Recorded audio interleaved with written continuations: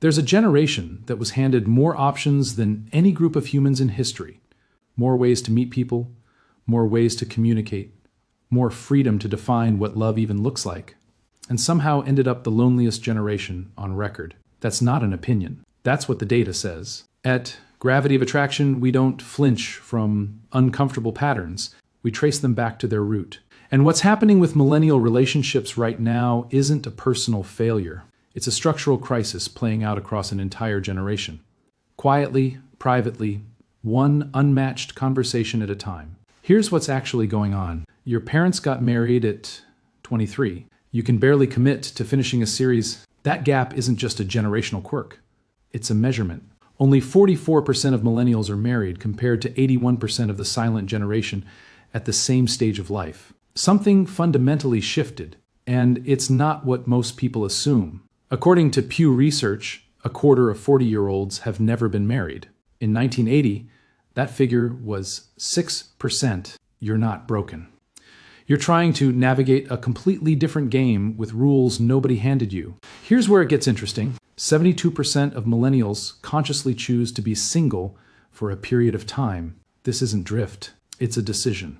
You're choosing solitude over settling, but that decision carries a cost nobody named up front. Research from Smith Scholar Works shows millennials are distrustful of people, carrying significant debt, and in no particular rush toward marriage. The twist?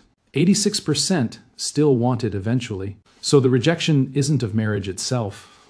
It's of the risk marriage now represents, the connection that disconnects you.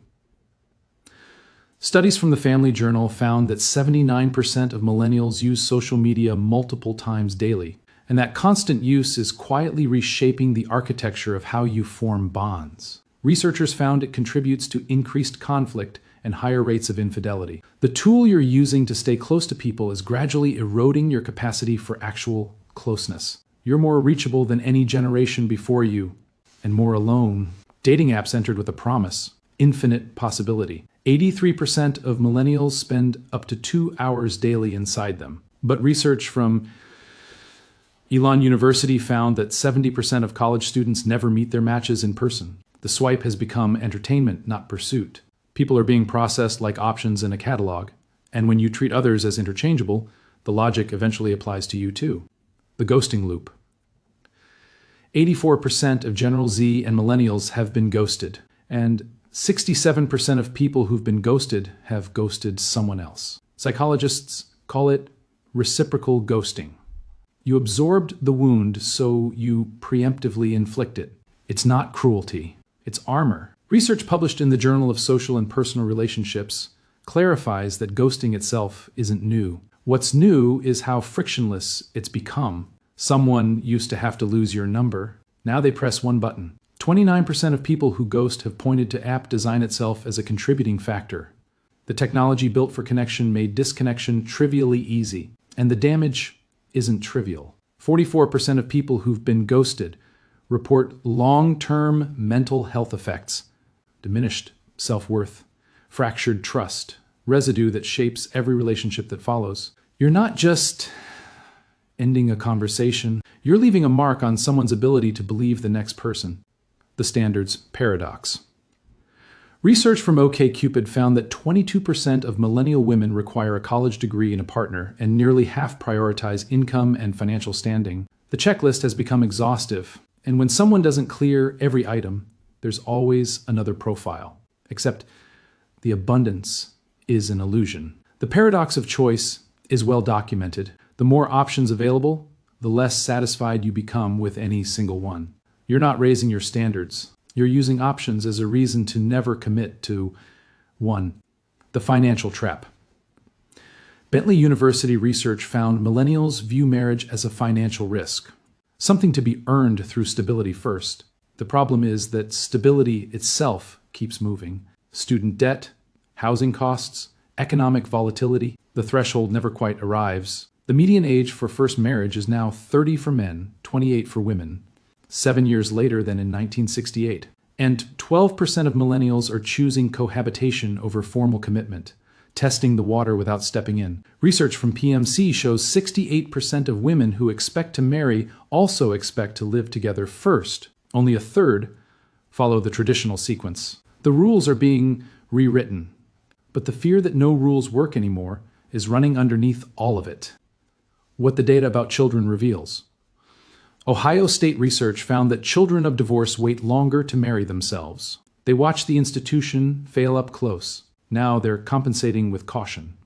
And sometimes caution calcifies into permanent hesitation. Meanwhile, Gallup analysis found that 46% of single millennials in their 30s have children. In 2000, that figure was 30% for Gen X. And 62% say having children outside of marriage is morally acceptable. The bond between marriage and parenthood, once assumed, has been severed. The larger picture.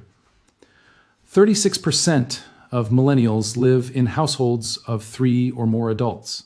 Communal arrangements, shared expenses, delayed independence. Research shows single women over 30 without children rank among the happiest demographic subsets in the country. Young men, meanwhile, are trending in the opposite direction. The app era promised connection and delivered isolation with engagement metrics attached.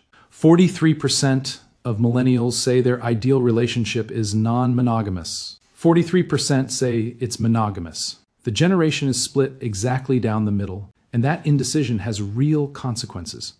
Because while it plays out, time doesn't wait. The Urban Institute projects that even with a meaningful rebound in marriage rates, millennials will marry less than any previous generation on record. This isn't a phase being grown through. This is the shape of things.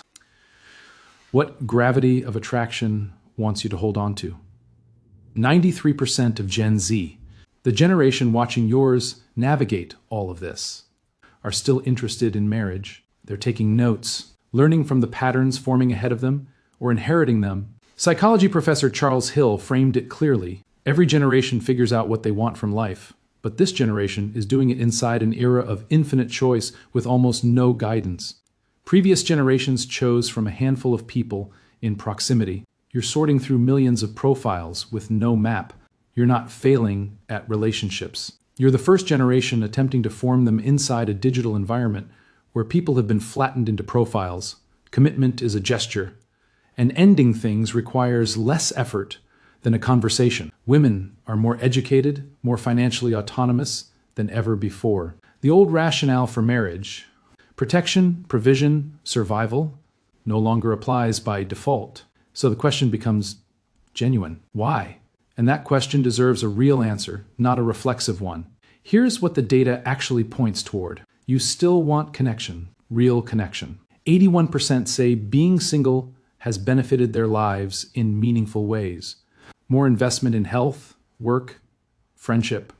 You're choosing yourself. That's not failure. In many contexts, that's clarity. But the question gravity of attraction keeps returning to isn't whether you'll marry. It's whether the institution itself can evolve to meet who you've become. Independent, educated, skeptical, aware that love alone isn't a sufficient foundation. Research shows that satisfying relationships reduce rejection sensitivity over time. But you have to enter one to find out. That means accepting the risk of being ghosted, of choosing wrong, of showing up before you feel fully ready. The real psychology buried in all of this. You were told you could have everything. Career, love, freedom, financial security. Nobody mentioned you couldn't have all of it simultaneously. And the pressure to make the perfect choice at the perfect moment has quietly become the reason you're making no choice at all. Stop optimizing. Stop waiting for a version of someone who clears every item. Stop processing people like candidates for a position only you can define. Show up. Imperfectly, honestly, without the performance, because one thing the data makes unmistakably clear: you are lonelier than you've ever been, more digitally connected, more emotionally isolated, and another profile at midnight won't close that distance. At gravity of attraction, if any part of this landed, if you recognize yourself somewhere in this data, drop it in the comments. You're not alone in navigating this, and sometimes knowing others are in the same disorientation makes it just a little easier to keep trying.